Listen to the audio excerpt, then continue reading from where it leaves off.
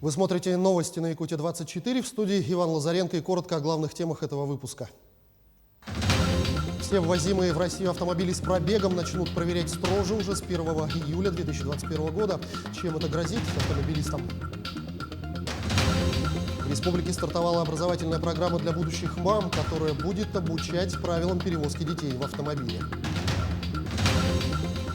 Проект парка будущих поколений в Якутске победил в престижном международном конкурсе. Когда же появится новое общественное пространство в столице региона?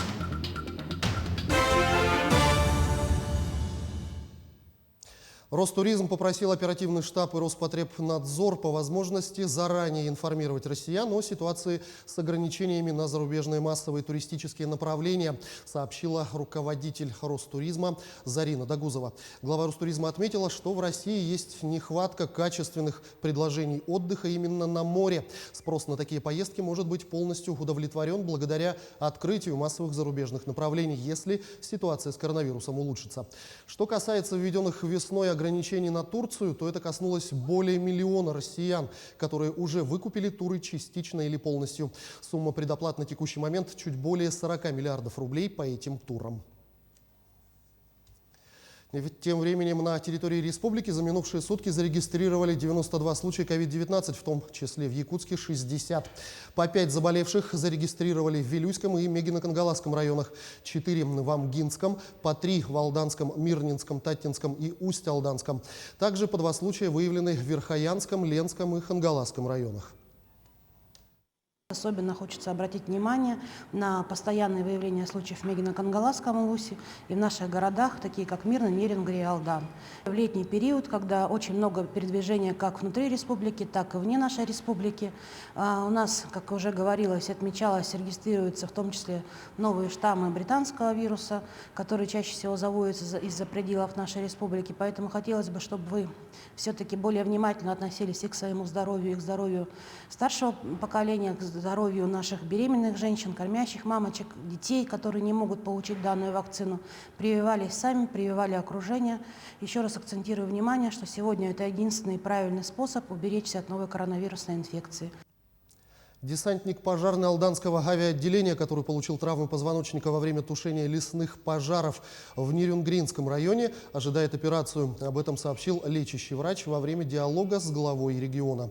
Сегодня Айсан Николаев провел встречу с пострадавшим через площадку Zoom, где поинтересовался его состоянием здоровья и тем, какую помощь ему оказывают. Также глава региона выразил благодарность за его труд в дело тушения лесных пожаров на территории Якутии, ведь Юрий работает пожарным вот уже более 26 лет. В конце диалога Айсан Николаев сообщил, что ситуация с лечением пострадавшего находится на личном контроле. Какие процедуры по Юрию Борисовичу у нас предусматриваются? Сейчас заканчиваем обследование и планируем именно оперативное лечение, реконструктивно-пластическая операция на позвоночнике. Именно фиксация позвонков, устранение смещений, деформаций, чтобы человек уже был на ногах, встал. И к другим темам. С 1 июля 2021 года все ввозимые в Россию автомобили с пробегом начнут проверять строже. В этот день вступит в силу ГОСТ, согласно которому импортные БУ авто нужно будет предоставлять на обязательную проверку в специальные испытательные лаборатории и пункты осмотра. Таким образом, под угрозой окажутся не только конструкторы из Японии и других стран, но и вполне исправные иномарки из США. Им тоже придется проходить расширенный техосмотр, предусматривающий в том числе проверку безопасности конструкции, а также узлов и агрегатов автомобиля без его разборки. Результаты осмотра будут заноситься в протокол технической экспертизы, который станет одним из оснований для оформления свидетельства о безопасности транспортного средства. Предполагается, что из-за проверок в Россию не попадут около 10% импортируемых подержанных автомобилей. В их число войдут так называемые машины-утопленники, конструкторы и автомобили с фатальными повреждениями, влияющими на безопасность их эксплуатации. Правительство субсидирует их затраты. Детство безопасности. Под таким названием сегодня в республике стартовала образовательная программа для будущих мам, которая будет обучать правилам перевозки детей в автомобиле.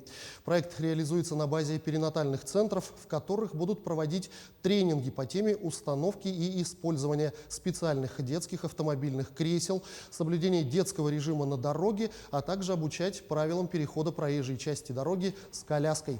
В Якутске тренинги будут проходить на базе перинатального центра ЯРКБ. Медики в формате мастер-классов также помогут роженицам научиться выбирать правильное детское удерживающее устройство, дадут советы и рекомендации о том, как обезопасить маленького пассажира в автомобиле. В России проект реализуется с июня 2019 года, в котором тренинги детства безопасности стартовали в 30 регионах. В прошлом году проект охватил еще 35 регионов. По детскому травматизму она до 19-20 год имела тенденцию снижения. Сейчас, к сожалению, 2021 год мы видим, что на фоне пандемии у нас произошел рост. И у нас порядка 18 тысяч травмированных детей в автомобиле. Этот проект не касается детей. Есть ряд других проектов, такие как юные инспекторы дорожного движения, лаборатория безопасности, которые охватывают непосредственно эту целевую аудиторию. У нас больше направлен проект на новорожденных и непосредственно на их родителей, которые с первых дней выписки перевозят малыша в автомобиле. Сегодня состоялся брифинг Управления архитектуры республики и Центра компетенций по вопросам городской среды «Лето». На встрече обсудили итоги межрегионального практикума по комфортной среде, прошедшем в городе Казань в рамках проведения Дней Якутии в Республике Татарстан, а также о старте конкурса по отбору общественных территорий, подлежащих включению в госпрограмму формирования комфортной среды на 2022 год. По формату ВКС принимали участие руководитель целевого фонда будущих поколений республики, архитекторы, а также главы и представители муниципальных образований. Самая главная цель – это изучить систему оперирования, управления и эксплуатации содержания общественного пространства, потому что это жизненный цикл объектов, от которого зависит отношение людей. Если города не обеспечивают обычную элементарную ежедневную уборку на таких территориях, ничего хорошего из этого не входит. Поэтому мы обращаемся ко всем главам муниципальных образований, мэрам городов, принимайте активное участие во всем этом. Сегодня приоритет городской среды налицо. Именно городская среда является показателем работы всех администраций поселений. Впервые в столице республики вводят практику учета деревьев и кустарников. Для этого им дадут паспорта. Высадку многолетних, однолетних зеленых насаждений на улицах столицы и их последующую инвентаризацию будут проводить силами территориальных органов управления. Данные меры нацелены на мониторинг приживаемости растений, контроль по их уходу и содержанию. Зеленые насаждения будут иметь паспорт, в котором укажут адрес и площадь территории, количество зеленых насаждений, виды и сорта культур. В мероприятие по озеленению городской среды включен план предоставления общественных пространств Якутска в пользовании предпринимателям столицы. Представители бизнеса смогут разместить свои нестационарные торговые объекты при условии, что они будут следить за территорией, озеленять ее, а также проводить разноформатные мероприятия для горожан, концерты, выставки, мастер-классы. Проект парка будущих поколений Саха-Z в столице республики от мастерской «Атриум» победил в международном конкурсе AR Future Project Awards 2021. Он выиграл в категории «Общественные и гражданские пространства». Парк будущих поколений Саха-Z в Якутске – это образовательное пространство нового типа. Оно сочетает в себе функции парка и общегородского событийного центра, ориентированного на развитие талантов и поддержание якутской молодежи. В настоящее время завершена разработка проектной документации по ландшафтным и архитектурным решением. Проект прошел экспертизу. Следующий этап – начало строительства, которое должно начаться в ближайшее время. Участком для строительства парка выбрали пустующую территорию 79-го квартала Якутска площадью 2,4 гектара на пересечении улиц Белинского, Каландрашвили, Наюнского и Петровского. Снимок якутского фотографа Андрея Григорьева из Чурапчинского района попал в число финалистов дальневосточного фотоконкурса «Глубина резкости» в номинации «Пейзаж». Об этом он сообщил на своей странице в Инстаграм.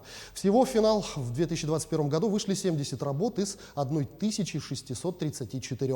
Награждение победителей состоится во Владивостоке уже 21 августа.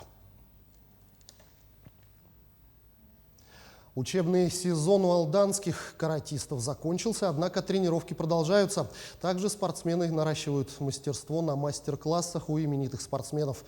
Подробности в нашем сюжете. Эти кадры сделаны на мобильный телефон. Летом юные мастера карате не прекращают тренировки, поддерживают форму и настрой для новых побед. Накануне бойцов посетил тренер единоборств, мастер спорта международного класса Александр Еременко. Проведенные именитым спортсменом мастер-классы оказались для алданских ребят весьма полезными.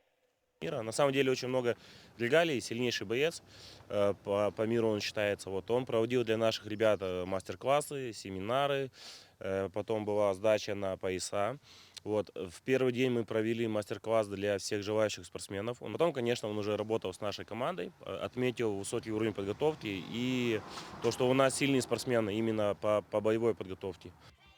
С начала лета алданские каратисты совместно с нерюнгринской командой проводят учебно-тренировочные сборы. Занятия проходят на открытом воздухе. В июле ребята отправятся на сборы в город Алушту.